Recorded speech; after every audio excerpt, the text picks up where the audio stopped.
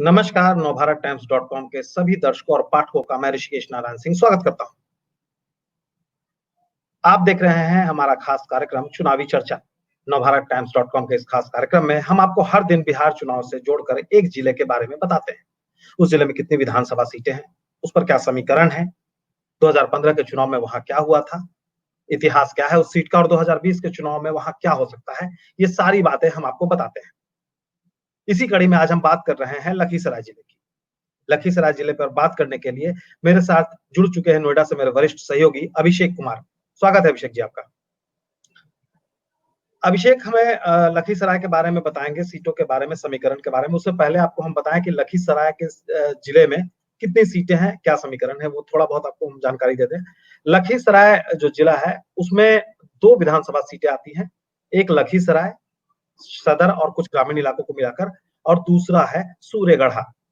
लखीसराय पर इस समय कब्जा है बीजेपी के विधायक विजय कुमार सिन्हा का, जो कि बिहार के श्रम मंत्री भी हैं।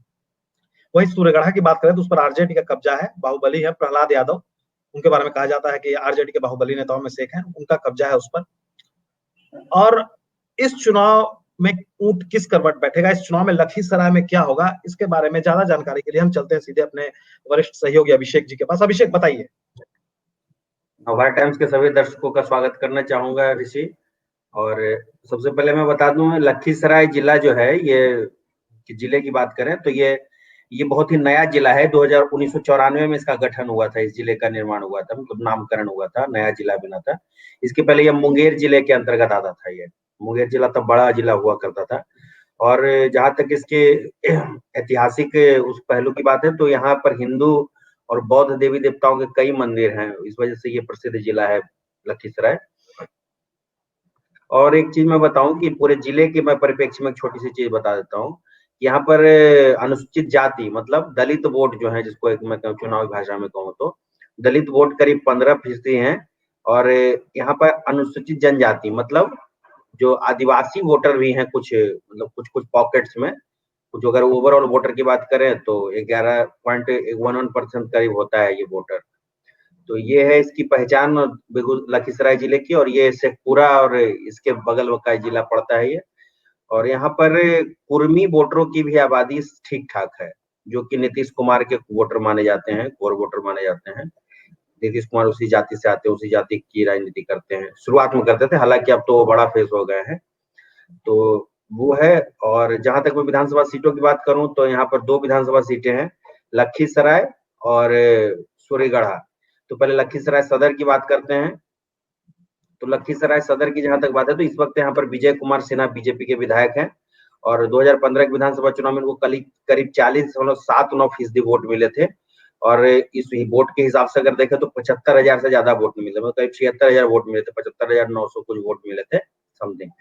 तो ये है इनका। और इन्होंने हराया था किसको, तो उस वक्त ये जेडीयू के रामानंद मंडल को हराया था, जिनको कि 37.27% वोट मिले थे। जहां तक तीसरे नंबर की बात तो राम पुकार मंडल जी रहे थे, और निर्दलीय प्रत्याशी थे वो। और 2010 के विधानसभा चुनाव की बात करें तो यहाँ उस वक्त भी विजय कुमार सिन्हा ही जीते थे बीजेपी के टिकट पर। और टोटल मतदाता की बात करूं तो इस सीट पर 3 लाख करीब मतदाता है, जिसमें 1 लाख पुरुष, 1,92,000 पुरुष और महिला मतदाता 1,67,000। मतलब विधानसभा के हिसाब से बड़ा विधानसभा है लखीसराय सदर।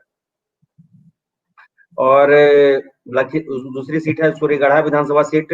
ये बड़ी पुरानी सीट है। ये कई बार यहाँ वामपंथी नेताओं की भी एक आध बार जीत हुई है, तो वो उसकी वजह से भी चर्चा में रहा है ये सीट। इस वक्त यहाँ से आरजेडी के बाहुबली, जैसा कि आपने बताया कि आरजेडी के बाहुबली नेता प्रहलाद यादव विधायक है। 2005 में भी यहाँ से जीते थे प्रहलाद यादव। दोबारा 2010 का चुनाव हार गए थे प्रेम रंजन पटेल से, बीजेपी के हैं। प्रेम रंजन पटेल इस बीजेपी के टिकट से ही हारे भी थे 2015 के चुनाव में। हालांकि 2010 में प्रेम रंजन पटेल यहाँ से जीते थे। जहां तक वोट प्रतिशत का हिसाब है तो प्रहलाद यादव को 2015 में करीब 50% वोट मिले थे, 82,000 वोट। अगर वोटों के लिहाज से करें तो करीब 82,000 वोट बनते हैं वो। वहीं प्रेम रंजन पटेल को 31% वोट मिले थे, 31.92%। और तीसरे नंबर पर प्रमोद शर्मा सीपीआई के रहते। मैंने कहा जैसा कि यहाँ पर सीपीआई का ठीक ठाक प्रभाव रहा पहले भी। यहाँ सतीश सिंह एक बार सतीश कुमार थे, एक बार नीतीश कुमार के साथ जो समता पार्टी में भी आए थे कुछ दिनों के लिए, तो वो भी एक बार यहाँ पर विधायक रह चुके हैं यहाँ से। और दोनों की बात ये हो गई। जहां तक मैं थोड़ी बहुत जानकारी दे दूं, सूर्यगढ़ा का राजनीतिक मुद्दा क्या रहा है एक्चुअली। सूर्यगढ़ा को लंबे समय से कहा जा रहा है, मतलब लंबे समय से इस जिले की मांग रही है, मतलब 90 के दौर से ही, कि इसको मंडल का दर्जा मिले। लेकिन यहाँ पर आज तक इसको अनुमंडल का दर्जा दिया जाए सूर्यगढ़ा को, लेकिन अनुमंडल का दर्जा अभी तक किसी भी सरकारें बनी बदली, 15 साल एनडीए की भी सरकार रही, करीब 15 साल आरजेडी लालू परिवार की भी सरकार रही, जनता दल फिर आरजेडी, लेकिन यहाँ पर इसको अनुमंडल का दर्जा नहीं मिल पा रहा है सूर्यगढ़ा को। इसकी मांग बड़े लंबे समय से चल रही है। तो यहाँ का मुख्य मुद्दा हमेशा से ये रहा है।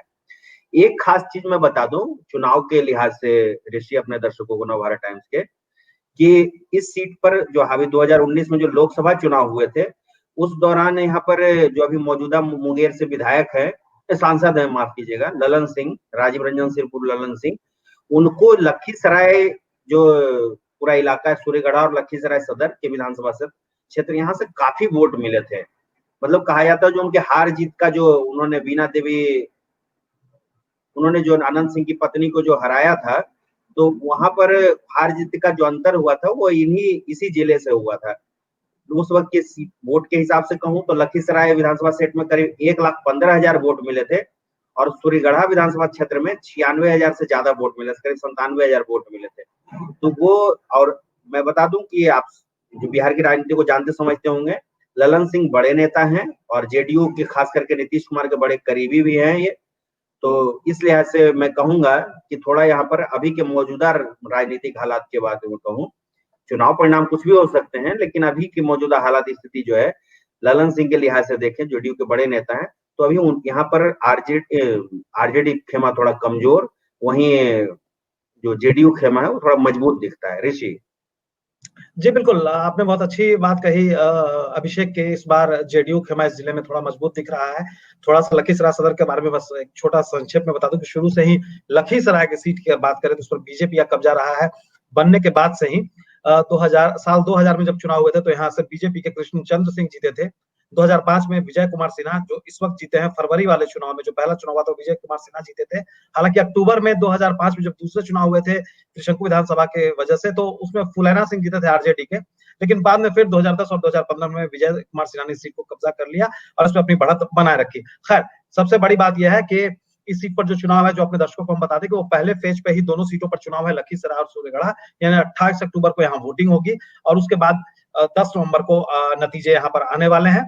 आगे कल हम आपसे फिर चर्चा करेंगे किसी नए जिले पर, वहां के समीकरण आपको बताएंगे, क्या वहां का माहौल है, ये सब चर्चा करेंगे कल।